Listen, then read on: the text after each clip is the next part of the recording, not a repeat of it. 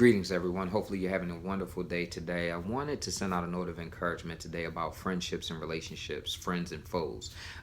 Many of us, as I'm looking at my timeline and looking at conversations that I'm having with folks about relationships and people really evaluating where they are with friends and relatives and loved ones and spouses and associates, etc. I think people are struggling with how to categorize who your true friends are. And what I wanted to encourage us today to know is that, even though you might have folks in your inner circle or folks that you are evaluating the level of their relationship in your life, even though they might be against you, they're for you. And what validates that for me is Matthew chapter 26, verse 50, where Jesus replied, "Do what you come for, friend." Then the men stepped forward, seized Jesus, and arrested him. Who he was talking about was Judas. And Judas betrayed Jesus, but Jesus called him friend right before he betrayed him.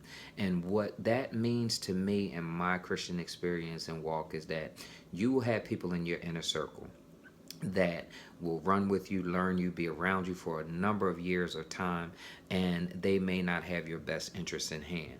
But God's purpose for that is to accomplish a goal, which was for Jesus to be seized, arrested, taken to the cross, died on a cross, rose from the dead so that the world could be saved. So even your haters, even those who are against you, even those who are not for you, have a purpose in God's plan for you. So even though they might be against you, know that they are for you and God can use them for a purpose for you. So be careful about how you evaluate relationships. One, by making sure that you understand that everybody's not your friend, but treat them in the category that they are in your life, friend, associate, or otherwise.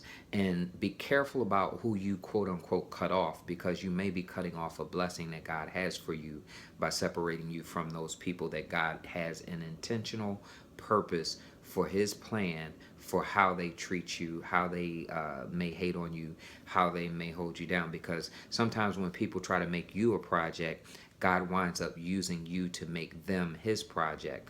And be careful about how you categorize those people who do you harm or do you wrong. It's okay to disconnect yourself from them or love them from a distance, but be cautious about being in touch with God's plan for his purpose for them in your life.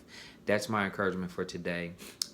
Really evaluate relationships, categorize them as such, but be prayerful about God's purpose for them in your life.